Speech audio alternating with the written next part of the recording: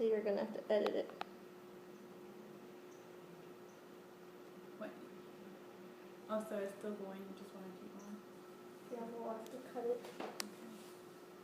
Hey YouTube, it's your girl Mocha with a Twist, and I'm here with my roommate, Veronica Lee.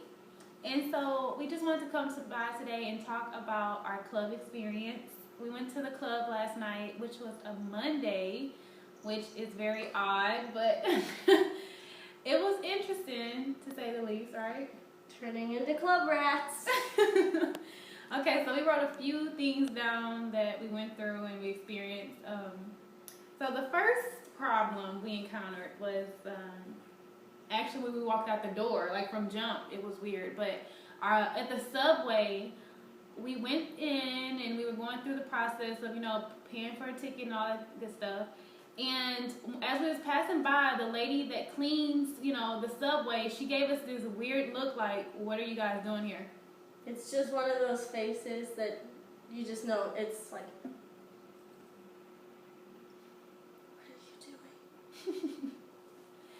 And it was like probably 12:30, 1 o'clock at night, so it was pretty late, and we didn't think that far because the subway was still open to us. The gate was still up, so we thought we were for the clear.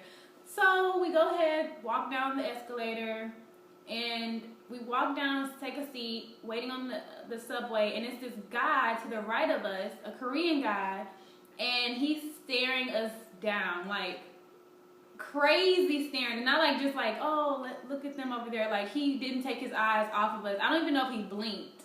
So I said, just look away. Look away. Don't pay attention. And I tried, but every time I would look over, he was just intensely staring at us. Like, it was so weird. So after about 7 minutes of us, waiting around, the subway didn't come at that time, so we were getting impatient, and I figured that it was, the subway was closed at that point.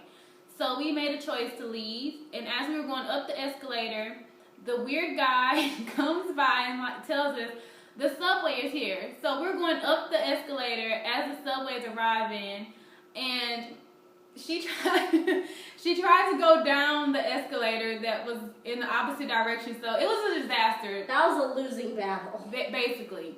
So we just gave up on that, and as we were trying to exit the subway, she was able to actually scan her card and get through. When I tried to scan my card, it wouldn't let me get through. So we were like, what's going on? And she finally came to the conclusion, oh, it's closed, so it's not letting you, get past the gate. So basically, I had to jump the gate, and it was a real gangster move on my part. But it was the most graceful gangster you've ever seen. So that was an interesting start to the night. We should have seen the signs then. But anyway, so we, found a taxi. He didn't know where the club was, so we just asked him to drop us off at Hongdae University, which is close by Hongdae, which is like the club area in Seoul. And he dropped us off like in a street before Hongdae, and we thought we could figure it out from there, but we couldn't. We got lost on our way to the club. We did. And we had to reach out to another taxi, and I think he was drunk.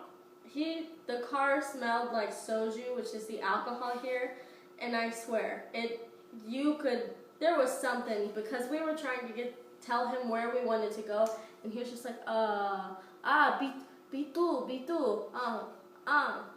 okay. Yeah, he was out of it, but he was able to take us to the club.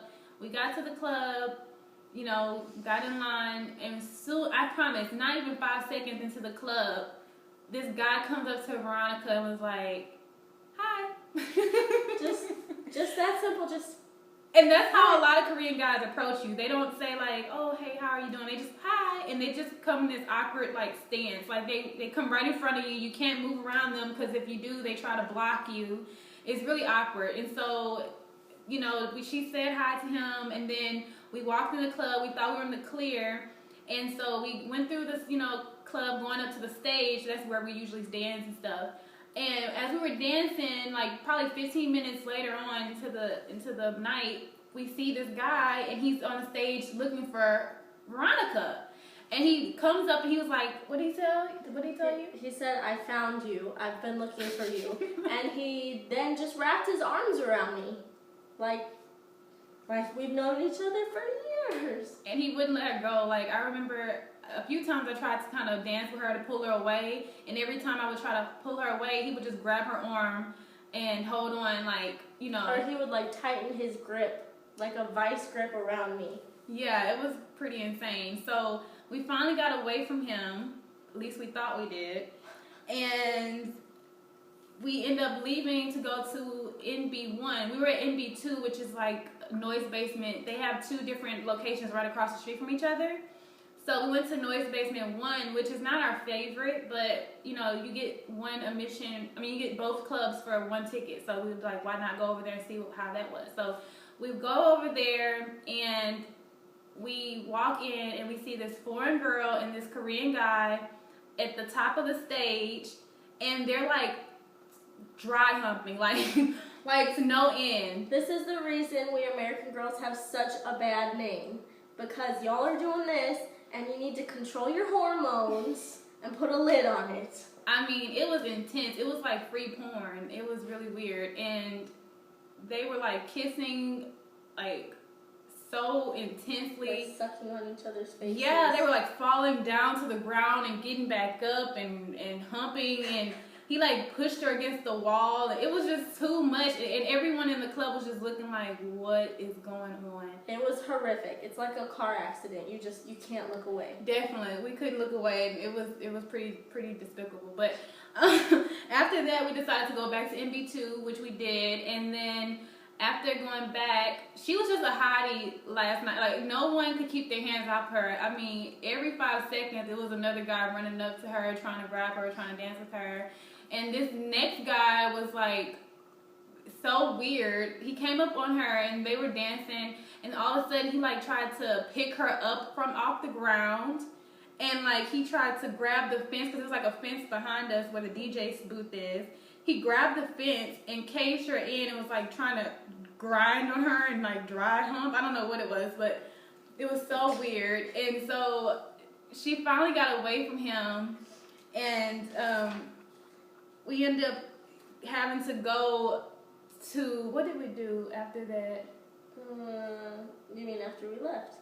No, we had observed, it was like these few guys in front of us that were dancing. Oh, the lean backers. The lean backers. Let me tell you, I don't know if some Korean guys go home in groups and practice dance moves, but I've noticed a few times while we're out, they have like synchronized dance moves for certain songs.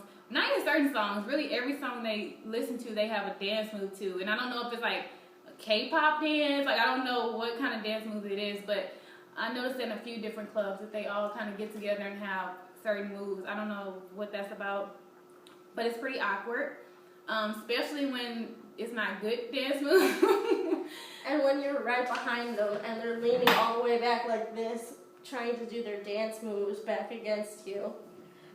It was weird. So finally, after that, we left the club like around probably 5 o'clock, and we was trying to, find a taxi home because the subway was closed and it doesn't open back up to like 6 in the morning.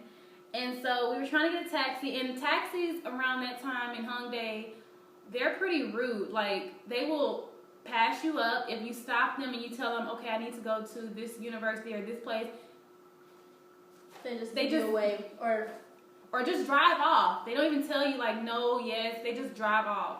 And we couldn't find a taxi for anything. Like, we came across 5, 6 different taxis, and they all just passed us up or just told us no.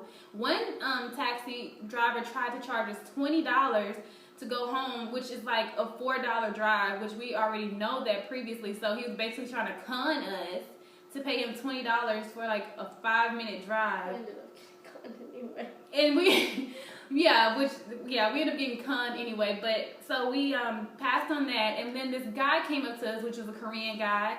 He offered his help to find us a taxi for $5. Mm-hmm. And he wanted us in exchange to rate him from 1 to 10 on how good or how cute he looked to us, his appearance. And he had a girlfriend and everything, which was really weird to me. I don't know why he felt the need to ask us that, but he really wanted us to give him a scale of 1 to 10 rating. So we awkwardly gave him a rating, and he still didn't even find us a taxi driver. It was a fail. So we ended up having to kind of just wing it.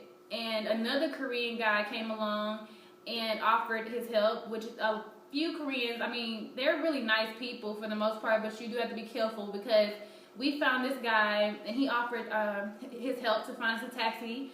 And he also offered to kind of help us find somewhere to eat because since we didn't find a taxi driver, we kind of was like, we'll just wait for the subway to open. So he took us to this restaurant to have dinner, breakfast, lunch, I don't really know what to call it. And it was really good. It was, first of all though, it was 6 o'clock in the morning and he was drinking soju. That was the first time. He was just downing the soju. It was like one right after the other.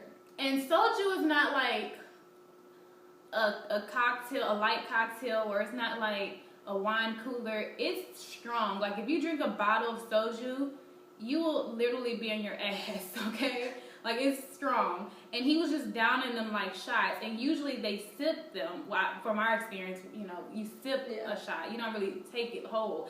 But he was just knocking them back, and we didn't really, you know, judge him at that time because, I mean, we didn't really know him. He seemed really nice, but, you know. And so we ate with him, and at the end of the dinner, you know, he was telling us it's going to be 10 each. So we gave him our 10, and then he went to go pay. So at the time, we didn't really look at the bill, but the bill was basically $20, I think, at the end of it. Mm-hmm. And so he took our money and paid with his... Yeah, he paid with his credit card, but kept our money. And it was basically just the two of us paying for it. So he got a free meal and a free bottle of soju because we weren't drinking. Exactly. And then he asked us if we wanted to go to a bar to at 6 in the morning to a bar. And he was so sad when we told him that we wouldn't be able to go with him. But, I mean, who drinks at 7 o'clock in the morning? Like, and then he just got through drinking a bottle of soju and you're ready to go drink some more? Like, I couldn't even comprehend that. Like, and he looked so innocent. Like, that's why it didn't add up to me initially that he was a con artist or a creeper, because he just seemed so innocent. But, I mean, you definitely have to be careful for people like that. They may come off really innocent, and they may be, you know, good-spirited and, you know, really fun to hang out with, but you kind of have to be careful of their intentions because you never really know. So we learned that the hard way. But it was a really weird night in Hongdae, and we love Hongdae. We go there all the time. It's our happy place. Obviously, we went on a Monday. Obviously, that's how you know it's bad when you're addicted to going to Hongdae when you go on a Monday. But we learned our lesson. I mean, it wasn't horrible, but it definitely was a weird night. And if you guys decide to go to Hongdae, I wouldn't suggest. I wouldn't say you couldn't go on a Monday, but I think that Saturdays and maybe Friday and Saturday is a better fit for the club goers. It's definitely a different crowd on Monday, so I just advise you guys to be mindful of that. And so that's basically the video for today. I just wanted to stop by and let you guys know about our Hongdae Monday, which was very weird and something that we probably will never forget. I wish we actually had time to take footage of it, but when it's so crazy in the moment, you can't really capture that. But yeah, so if you guys have any comments, questions, feel free to leave them at the bottom of the box. And I appreciate all your love out there, and stay tuned.